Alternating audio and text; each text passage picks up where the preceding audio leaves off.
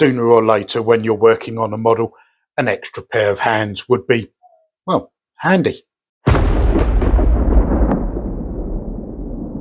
Hands, and why not? They represent excellent value for money.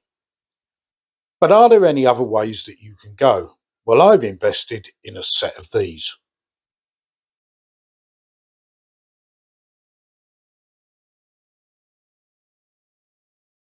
I don't do unboxing videos on my channel. The clamps come in a bag and the peg-ball base comes in a box, and that's all you need to know. So are they going to be any good? Well, I would say right away that I love the fact that the clamps themselves have got these padding items around the actual grippers.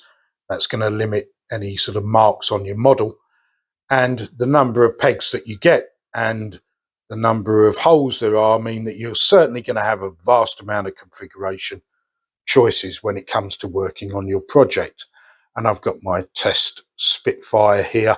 I call it that because it gets used for all sorts of things. So let's start clamping it up and see what we can do. It's worth mentioning that you get 10 clamps in this purchase, which is ideal. Well, there we are. There's the Spitfire clipped in by its wings, and you can see right away that we can paint away on either side of the model, and it's held nice and steady. That really is, it may not appear it on camera, but you can get that painted quite easily, either with a spray booth if you're into airbrushing, or with the brushwork. Having mentioned the clamps, I should mention the baseboard, 15 centimeters wide and 10 centimeters deep. So that gives you plenty of scope, really.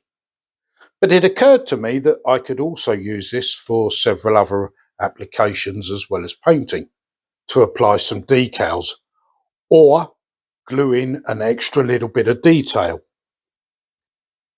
I also had another thought, and I'll show it to you now. With this item are actually straight, and that's all right as far as it goes. But what if they weren't? What if we bent a couple? So I made the sacrifice. I probably could have done this a little bit neater in a vise if I'd have taken the time, but the idea hit me and away I went. This is what I've ended up with. And now, instead of my test item being in a vertical position, it's in a horizontal position.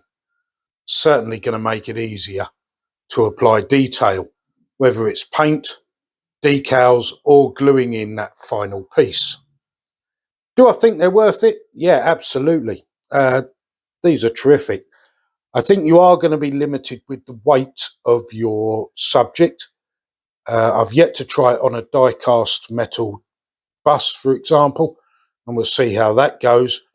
But for the money, yeah, a decent alternative, or indeed an addition to work with the traditional helping hands.